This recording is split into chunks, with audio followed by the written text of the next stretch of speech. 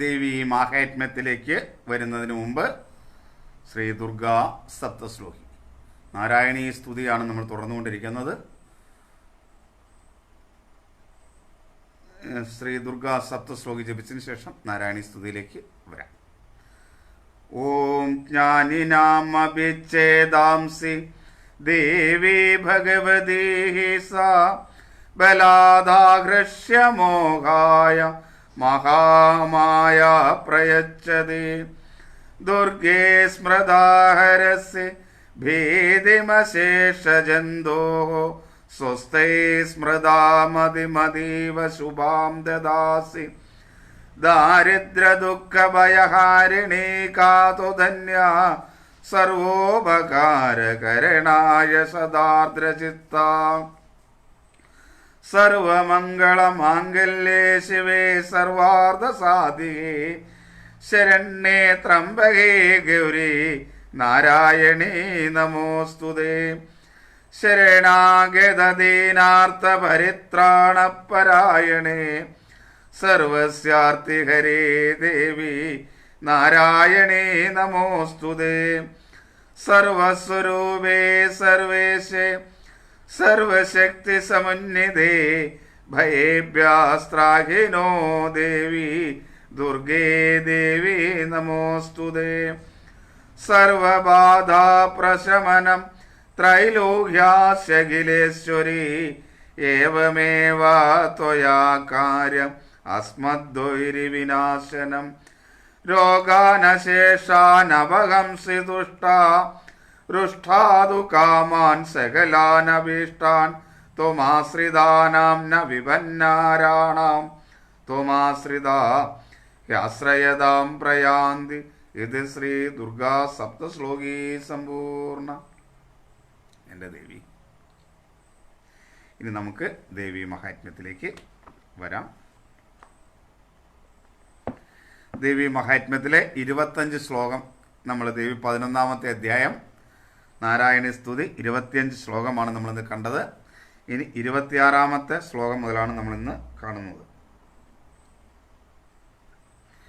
26-ാമത്തെ ശ്ലോകം ഭഗവതി. ഹിനസ്തി ദൈത്യതേജാംസി സ്വനേനാപൂര്യ യാ ജഗത് സാഗണ്ഡാ പാതുനോ ദേവി പാപേഭ്യോ ന സുധാനിവ. അതിൻ്റെ അർത്ഥം നോക്കാം നമുക്ക്. ദേവി എന്ന് പറഞ്ഞാൽ അല്ലയോ ദേവി. യാ ഖണ്ഡ, നിന്തിരുവടിയുടെ കയ്യിലുള്ള ആ ഖണ്ഡ, ഏതൊരു മണി, ആ മണി. സ്വനേന ജഗൽ അപൂര്യ, ആപൂര്യ, സ്വനേന ജഗൽ ആപൂര്യ, ആ മണിയുടെ നാദം കൊണ്ട് 3 ലോകത്തെയും ആപൂര്യ നിറച്ചിട്ട് ദൈത്യ തേജാംസി, അസുരന്മാരുടെ തേജസ്സുകളെ ഹിനസ്തിസ നശിപ്പിക്കുന്നുവോ, ഹിനസ്തിസ നശിപ്പിക്കുന്നുവോ. അനസുതാനിവ, മാതാവ് പുത്രന്മാരെ എന്ന പോലെ. ന പാപേഭ്യ പാതു, ഞങ്ങളെ പാപങ്ങളിൽ നിന്ന് രക്ഷിക്കട്ടെ. ഇവിടെ ആ ദേവിയുടെ കയ്യിലുള്ള മണി, ആ മണിനാദം കൊണ്ട് 3 ലോകങ്ങളിലും നിറയ്ക്കും. ദേവിയുടെ കയ്യിലുള്ള മണിനാദത്തെ 3 ലോകങ്ങളിലും നിറയ്ക്കും. അങ്ങനെ ആ മണിനാദം നിറയുമ്പോൾ അസുരന്മാരുടെ തേജസ്സുകൾ നശിക്കും. അങ്ങനെ അസുരന്മാരുടെ തേജസ്സുകൾ നശിപ്പിക്കുന്നുവോ ആ മണി, മാതാവ് പുത്രന്മാരെന്ന പോലെ ഞങ്ങളെ പാപങ്ങളിൽ നിന്ന് രക്ഷിക്കട്ടെ. നമ്മൾ മനസ്സിലാക്കേണ്ട ഒരു കാര്യം ഇതാണ്. നമ്മൾ എപ്പോഴും മണിനാഥം, നമ്മുടെ വീട്ടിലൊക്കെ ഒരു മണി തൂക്കിയിടുന്നത് വളരെ നല്ലതാണ്. പൂജാമുറിയൊക്കെ ഇടയിൽ പൂജാമുറിയിൽ അല്ലെങ്കിൽ വീടിൻ്റെ മുന്നിൽ ഒക്കെ ഒരു മണി തൂക്കിയിടുന്നതും ഇടയ്ക്ക് ആ മണിനാഥം ഒന്ന് ഉണ്ടാക്കുന്നതും വളരെ നല്ലതാണ്. കാരണം മണിനാഥം കൊണ്ട് ആസുരീക ശക്തികളുടെ നാശമുണ്ടാകും. മണിനാഥം കൊണ്ട് മനസ്സിലൊരു നൈർമല്യമുണ്ടാകും, മനസ്സിലൊരു ആനന്ദം ഉണ്ടാകും. ഇല്ലേ, മണിനാഥം കേൾക്കുമ്പോൾ മനസ്സിൽ അതിയായ ഒരു ആനന്ദം ഉണ്ടാകും. അപ്പം മണിനാഥം കൊണ്ട് മനസ്സിലൊരു ആനന്ദം ഉണ്ടാകും. ആസുരീക ശക്തികളെ അവിടെ നിന്ന് അകറ്റി നിർത്തും. അതേപോലെ ആസുരിക ശക്തികളുടെ തേജസ്സുകളെയെല്ലാം നശിപ്പിച്ചിട്ട് നമ്മുടെ പാപങ്ങളെ അകറ്റുകയും ചെയ്യും. ഈ മണിനാദത്തിൻ്റെ പ്രത്യേകത ഏതാണ്? പാപങ്ങളെ അകറ്റാനുള്ള ശക്തിയുണ്ട് ഈ മണിനാദത്തിന്. മണി ആർക്കും മുഴക്കാം. ആ മണി ആര് മുഴക്കിയാലും ആ മണിനാദത്തിന് പാപത്തെ അകറ്റുന്നതിനുള്ള ഒരു ശക്തിയുണ്ട്. ഈ പാപത്തെ അകറ്റുന്നത് നമ്മുടെ മനസ്സിൽ ആനന്ദം നിറയ്ക്കുന്നതിലൂടെയാണ്. അപ്പോൾ അങ്ങനെ അതുകൊണ്ട് നമ്മൾ വീടുകളിലൊക്കെ ഒരു മണി തൂക്കുന്നത് വളരെ നല്ലതാണ്. ഈ മണിനാദം ആസുരിക ശക്തികളെ നശിപ്പിക്കുകയും പാപങ്ങളിൽ നിന്ന് ഞങ്ങളെ രക്ഷിക്കുകയും ചെയ്യട്ടെ. ദേവിയുടെ കയ്യിലുള്ള മണിനാദം, ആ ദേവിയുടെ കയ്യിലുള്ള മണി കലക്കുമ്പോൾ ഉണ്ടാകുന്ന നാദം കൊണ്ട് ആസുരിക ശക്തികൾ നശിക്കട്ടെ, ഞങ്ങളുടെ പാപങ്ങളെയും നശിപ്പിക്കട്ടെ. അസുരാ ശൃംഗാസപംഗ ചർച്ചിതസ്തേ കരോജ്വല ശുഭായ ഖഡ്ഗോ ഭവതു ചണ്ഡികേ ത്വം നദാവയം. ചണ്ഡികേ അല്ലയോ ചണ്ഡികാദേവി, അസുര ശൃംഗസ്വ പങ്കചർച്ചിത, അസുരന്മാരുടെ രക്തവും മേധസ്സുമാകുന്ന ചെളി പറ്റിയിരിക്കുന്നതും തേ കരോജ്വല ഖഡ്ഗ, നിന്ദ്രവടിയിലെ കയ്യിൽ പ്രകാശിച്ചുകൊണ്ടിരിക്കുന്നതുമായ വാൾ, ശുഭായ ഭവതു, മംഗളത്തിനായിക്കൊണ്ട് ഭവിക്കട്ടെ. വയം ത്വാം, ഞങ്ങൾ നിന്ദ്രവടിയെ നദ നമസ്കരിക്കുന്നവരായി ഭവിക്കുന്നു. ദേവിയുടെ കയ്യിലുള്ള വാളിൽ രക്തമുണ്ട്, മേധസ്സുണ്ട്. ഇതെല്ലാം ദൈത്യന്മാരുടേതാണ്. അങ്ങനെ ദൈത്യന്മാരുടെ ആ ചെളിയും രക്തവും ശരീരത്തിലെ മേധസ് ഒക്കെ പറ്റിയിട്ടുള്ള ആ ദേവിയുടെ വാള്, ആ ദേവിയുടെ കയ്യിലിരുന്ന് പ്രകാശിച്ചുകൊണ്ടിരിക്കുന്നതായ ആ വാള് ഞങ്ങൾക്ക് മംഗളത്തിനായി ഭവിക്കട്ടെ. ദേവന്മാരുടെ സ്തുതിയാണ്. ഞങ്ങൾക്ക് മംഗളത്തിനായി ഭവിക്കട്ടെ. അസുരന്മാരെ നശിപ്പിച്ച ആ വാൾ ദേവന്മാർക്ക് മംഗളത്തിനായി ഭവിക്കട്ടെ. ഞങ്ങൾ നിന്തിരുവടിയെ ധ്യാനിക്കുന്നു, നമസ്കരിക്കുന്നു. ഞങ്ങൾ ദേവിയെ നമസ്കരിക്കുന്നു.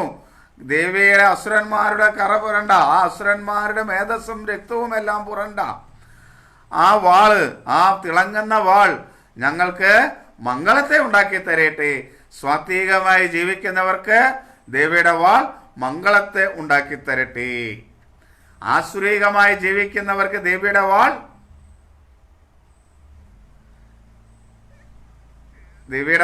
ആസുരികമായവർക്ക് ദേവിയുടെ വാൾ ചിരച്ഛേദത്തിനുള്ളതായി തീരട്ടെ. അവരുടെ ശിരസ് ഛേദിക്കുന്നതിനുള്ളതായി തീരട്ടെ. അങ്ങനെ സ്വാത്വികരായ ഞങ്ങൾക്ക് മംഗളത്തെ നൽകട്ടെ.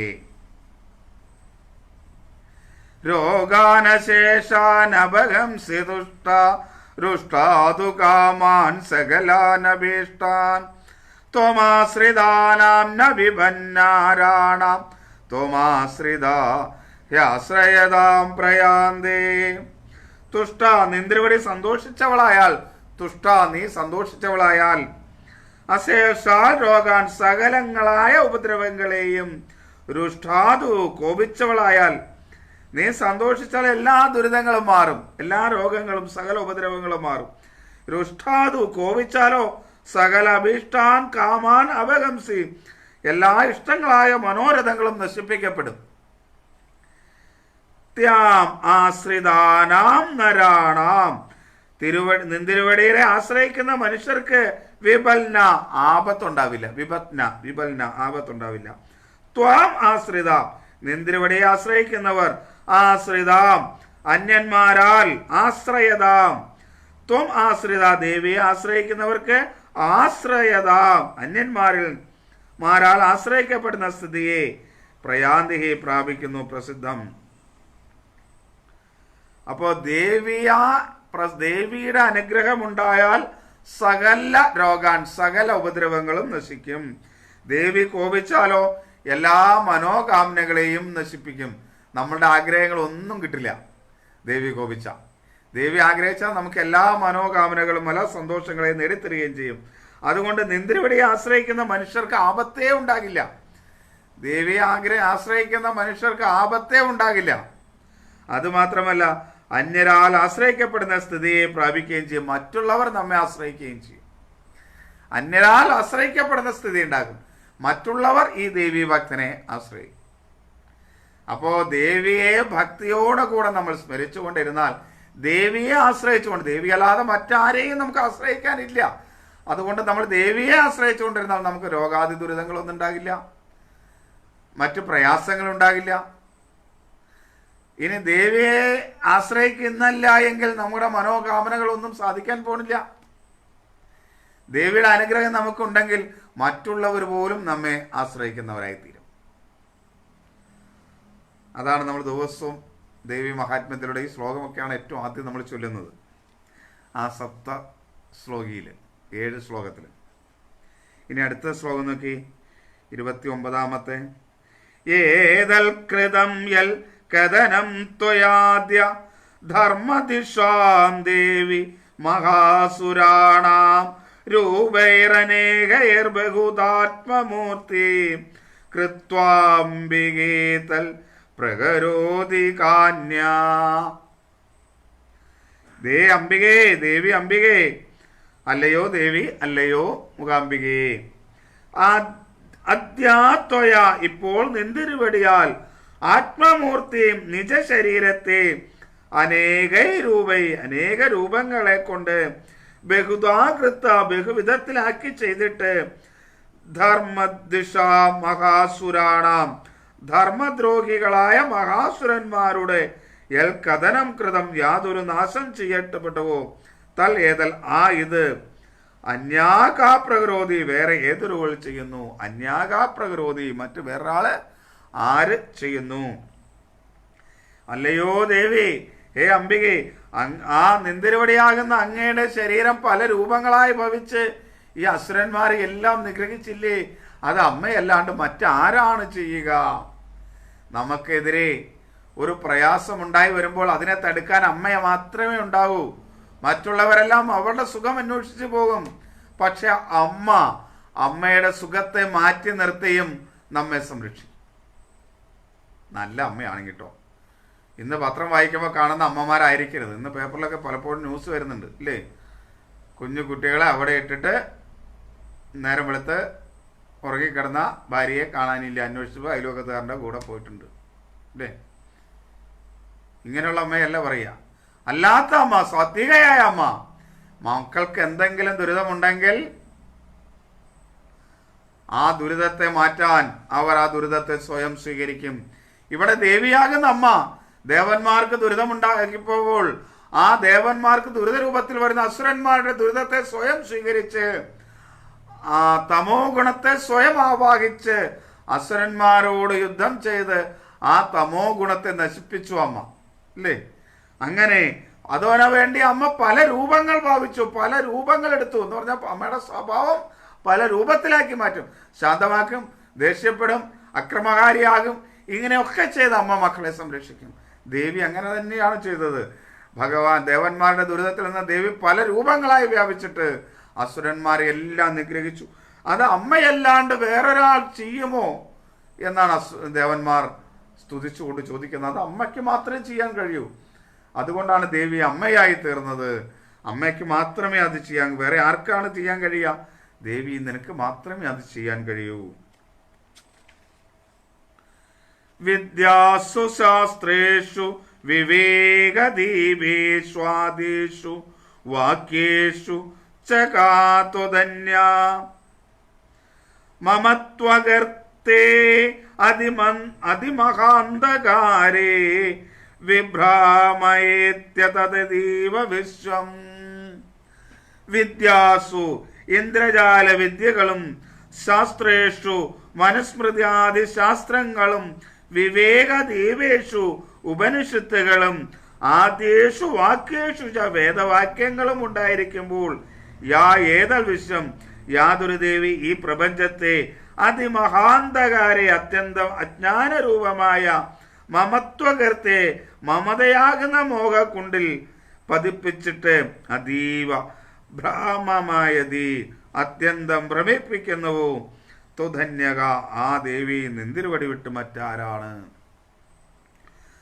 ഇന്ദ്രജാല വിദ്യകള്, മനുസ്മൃതിയാദി ശാസ്ത്രങ്ങള്, ഉപനിഷത്തുകള്, വേദാപുരാണാദി കാര്യങ്ങള് ഒക്കെ ഉണ്ടായിട്ടും അതെല്ലാം നമുക്ക് ഉണ്ടായിരിക്കുമ്പോൾ തന്നെ ഈ പ്രപഞ്ചത്തെ അത്യന്തം അജ്ഞാന രൂപമാകുന്ന മമതയാകുന്ന മോഹക്കുണ്ടില് അജ്ഞാന രൂപമാകുന്ന മമതയാകുന്ന മോഹക്കുണ്ടിൽ പതിപ്പിക്കുന്നതും അങ്ങനെ പതിപ്പിക്കുന്നതും ഈ ദേവി തന്നെയാണ്.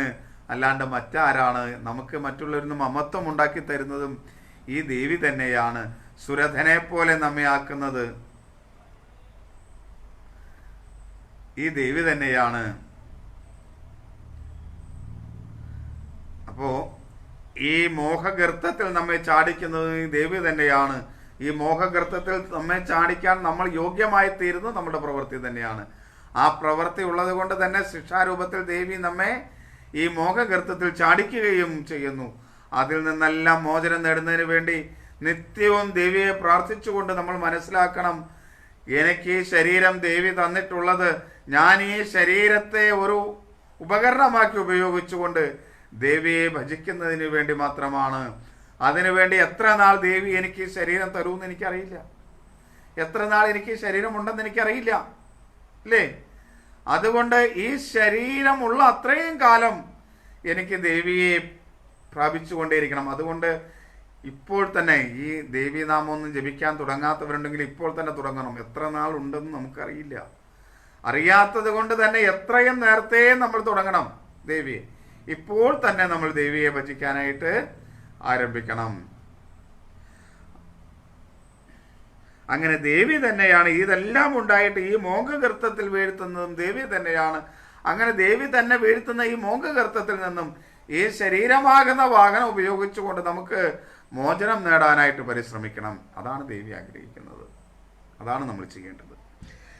രക്ഷാംസി യദ്രോഗ്രവിഷാജനാഗ യത്രാരയോ ദാസി ബലാനി യത്ര ദാവാനലോ യത്ര തദാബ്ദി മധ്യേ തത്ര സ്ഥിതാത്വം പരിപാസി വിശ്വം.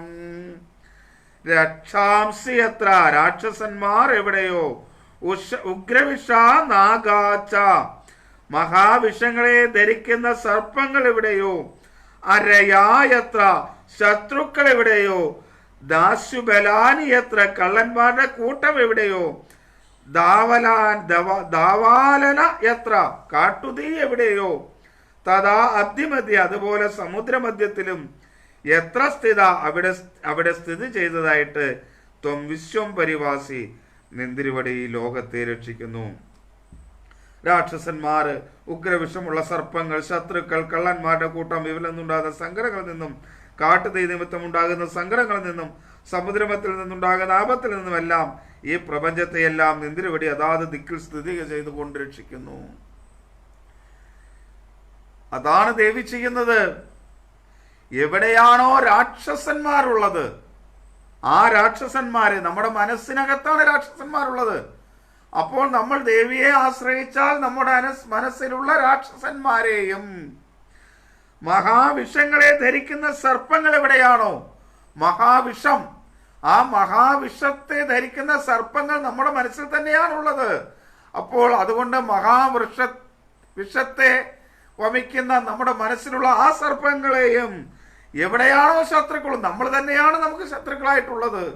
നമ്മളുടെ ചിന്തകൾ, നമ്മളുടെ വികാരങ്ങളൊക്കെയാണ് നമുക്ക് ശത്രുക്കളായിട്ടുള്ളത്.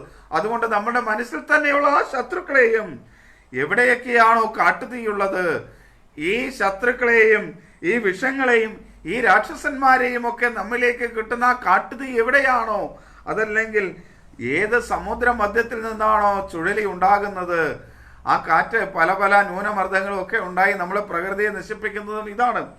അങ്ങനെ അതെല്ലാം ഉണ്ടാകുന്നത് അവിടെയൊക്കെ നിന്നുകൊണ്ട് ദേവി നമ്മെ രക്ഷിക്കുന്നു. ഈ ലോകത്തെ അവിടെ നിന്നുകൊണ്ട് ദേവി ഈ ലോകത്തെ രക്ഷിക്കുന്നു. അപ്പോൾ എവിടെയാണോ രാക്ഷസന്മാരുള്ളത്, എവിടെയാണോ വിഷസർപ്പങ്ങളുള്ളത്, എവിടെയാണോ ശത്രുക്കളുള്ളത്, എവിടെയാണോ അഗ്നിയുള്ളത്, മാരകമായ അഗ്നി, ദഹനശക്തിയുള്ള അഗ്നി ഉള്ളത്, എവിടെയാണോ സമുദ്ര മധ്യത്തിൽ നിന്ന് വരുന്ന ഇതുള്ളത്, ഇതിൽ നിന്നെല്ലാം ദേവി നമ്മെ രക്ഷിക്കുന്നു. വിശ്വേശ്വരേത്വം പരിഭാസി വിശ്വം വിശ്വാത്മികാധാരയാസീതി വിശ്വം വിശ്വേശവന്ദേ ഭവതി ഭവന്തി വിശ്വാശ്രയായേ ത്വയി ഭക്തി നമ്രാ.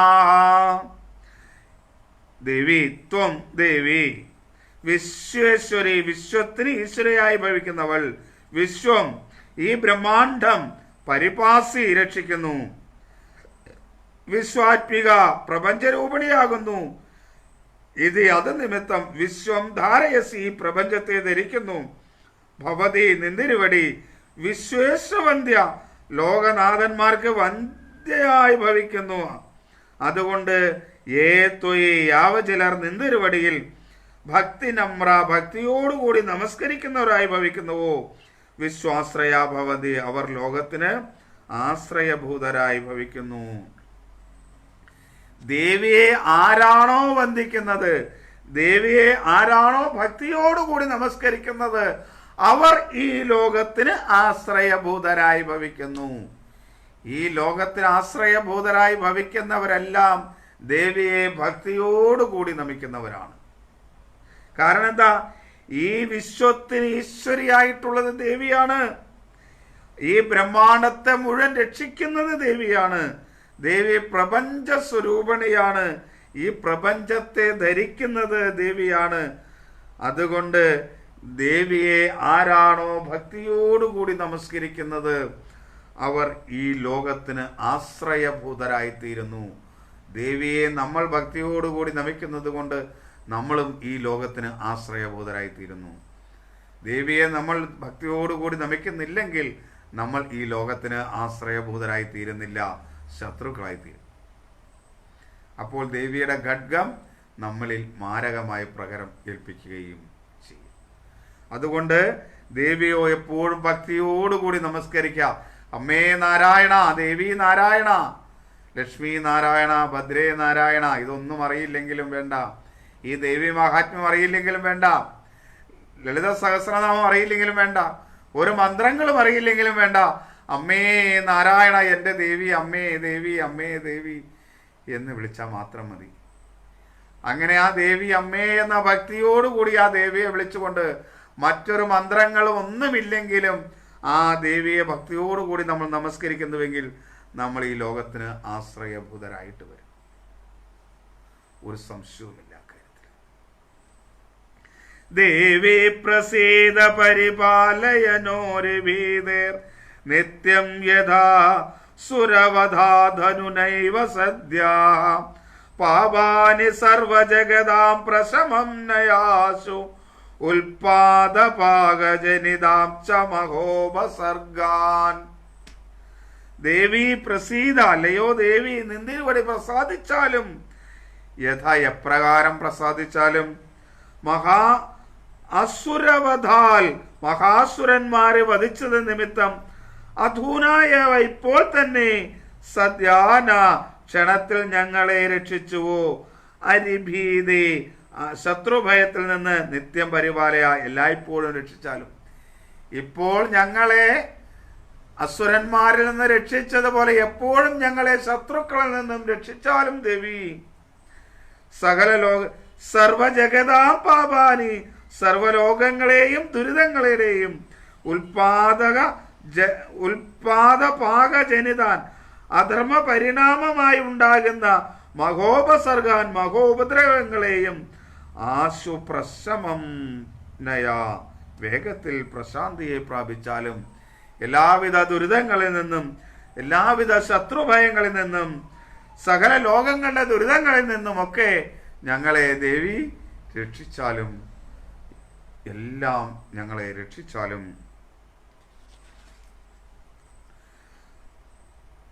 പ്രണതാനാം പ്രസീദത്വം ദേവി വിശ്വാർത്തിഹാരിണി ത്രൈലോക്യവാസീനാമീഡേ ലോകാനാം വരദാ ഭവ.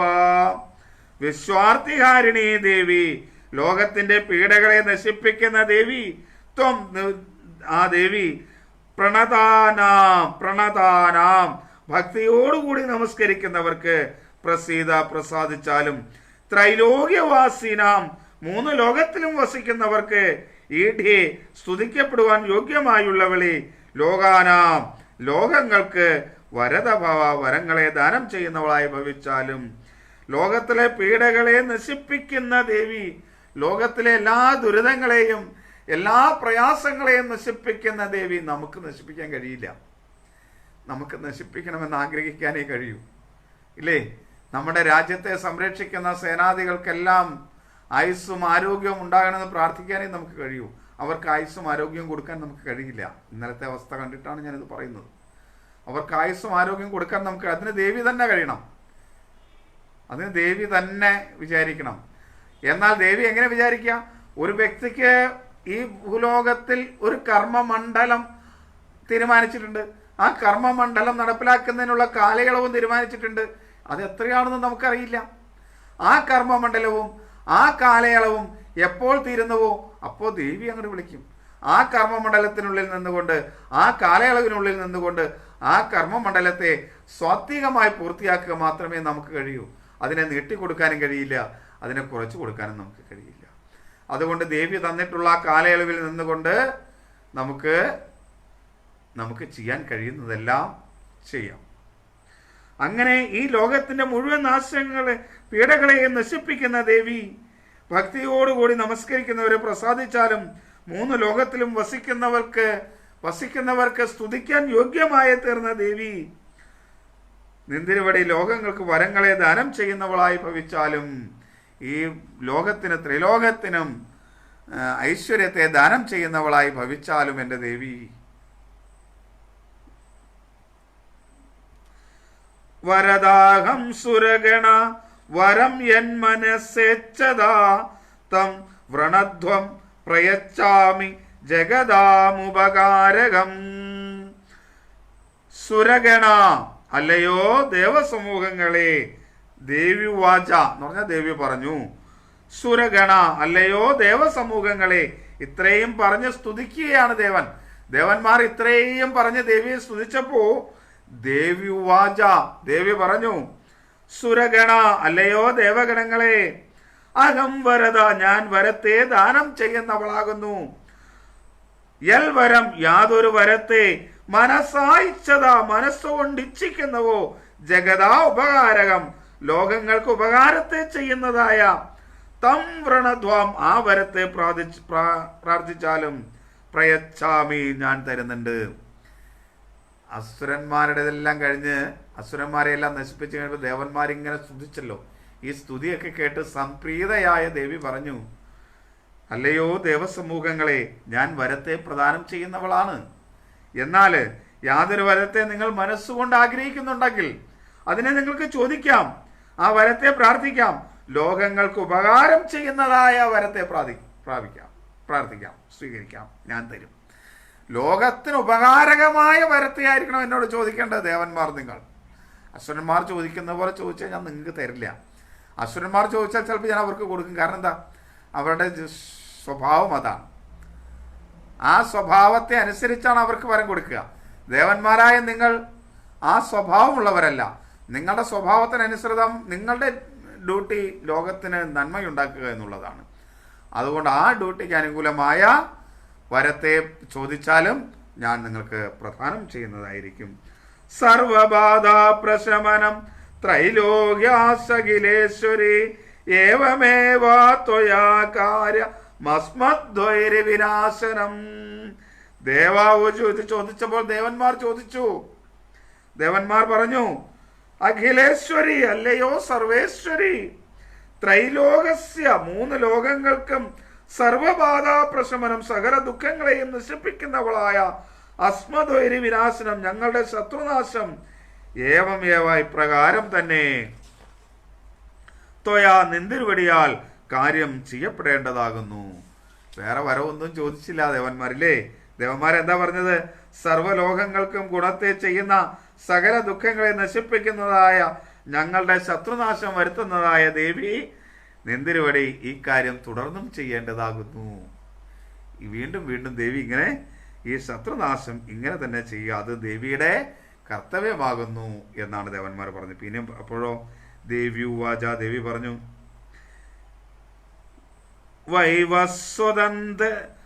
വൈവസ്വതേന്ദരേ പ്രാപ്തേ അഷ്ടവിംശതി മേ യുഗേ ശുംഭോ നിശുംഭച്ചൈവാന്യുൽപശ്യതേ മഹാസുരൗ.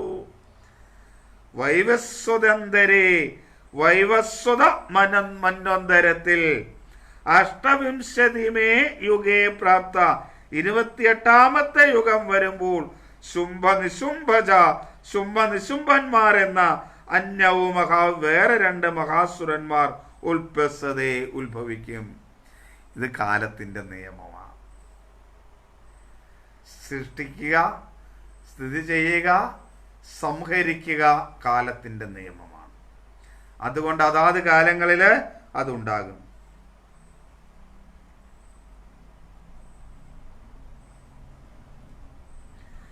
അപ്പോ ഇങ്ങനെയുള്ള കാലത്ത് ദേവി ഉണ്ടാകും, അല്ല അസുരന്മാർ ഉണ്ടാകും. നന്ദഗോപഗ്രഹേ ജാത യശോദാ ഗർഭസംഭവ തദസ്തോ നാശയിഷ്യാമി വിന്ധ്യാചല നിവാസിനി. തഥാ അപ്പോൾ അങ്ങനെ അവർ ഉത്ഭവിക്കുമ്പോൾ അനന്തരം നന്ദഗോപഗ്രഹേ നന്ദഗോപയുടെ ഗ്രഹത്തില് യശോദ ഗർഭസംഭവ ജാത യശോദയുടെ പുത്രനായി ജനിച്ചിട്ട് വിന്ധ്യാചല നിവാസിനി വിന്ധ്യാദ്രിയിൽ വസിച്ചുകൊണ്ട് തൗ നാശയിഷ്യാമി അവരെ നശിപ്പിക്കുന്നുണ്ട്. ഞാൻ നന്ദഗോപരുടെ ഗൃഹത്തിൽ യശോദയുടെ പുത്രിയായി ജനിച്ച് വിന്ധ്യാദ്രിയിൽ വസിച്ചുകൊണ്ട് അവരെ നശിപ്പിക്കും.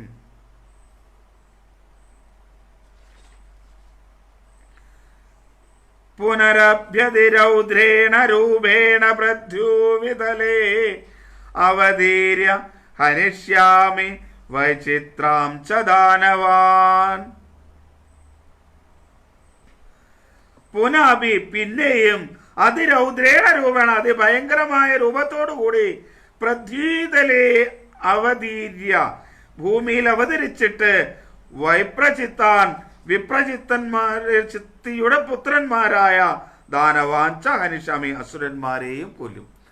അപ്പോൾ ഇനിയും അങ്ങനെ അസുരന്മാർ ജനിക്കും. അപ്പോഴും ഞാൻ വീണ്ടും അവതരിച്ച് നിങ്ങളെ രക്ഷിക്കും. ആ അസുരന്മാരെ ഞാൻ കൊല്ലും. അവർ ചോദിച്ച വരത്തെ പ്രദാനം ചെയ്യുന്നു. പിന്നെയും ഞാൻ അതിഭയങ്കരമായ രൂപത്തോടു ഭൂമിയിൽ അവതരിച്ച് വിപ്രചിത്തിയുടെ പുത്രന്മാരെയും അസുരന്മാരെയും ഒക്കെ ഞാൻ കൊല്ലുന്നുണ്ട്. ഭക്ഷയന്ത്യാച്ച താനുഗ്രാൻ വൈപ്രചിത്താൻ മഹാസുരാൻ രക്തദന്താ ഭവിഷ്യന്തി ദാഡിമീ കുസുമോപമാ. ഉഗ്രാൻ മഹാസുരാൻ രൗദ്രന്മാരായ മഹാസുരന്മാരായിരിക്കുന്ന ആ താൻ വൈപ്രചിത്താൻ ആ വിപ്രചിത്തയുടെ പുത്രരെ ഭക്ഷ്യന്താതെന്താ ഭക്ഷിക്കുന്നവളായ എൻ്റെ പല്ലുകൾ രക്ത ചുവന്ന് ധാഡിമി കുസുമോപമ മാതളത്തിൻ പൂക്കൾ പോലെ ഭവിഷ്യന്തി ഭവിക്കും. അങ്ങനെ ഞാൻ അവരെ അന്ന് കൊല്ലുമ്പോൾ രൗദ്രമായിരിക്കുന്ന ആ മഹാസുരന്മാരെ ഞാൻ കൊല്ലുമ്പോൾ എൻ്റെ പല്ലുകൾ ചുവന്ന് മാതളത്തിൻ പൂക്കൾ പോലെ ഇരിക്കും. അത്രയും പറഞ്ഞ് ദേവി നിൽക്കുകയാണ്. 41ാമത്തെ ശ്ലോകം നമുക്ക് അടുത്ത ദിവസം കാണാം. അല്പം നാമം ജപിച്ചിട്ട് നമുക്ക് അവസാനിപ്പിക്കാം. അമ്മേ നാരായണ, ദേവി നാരായണ, ലക്ഷ്മി നാരായണ, ഭദ്രേ നാരായണ. അമ്മേ നാരായണ, ദേവി നാരായണ, ലക്ഷ്മി നാരായണ, ഭദ്രേ നാരായണ.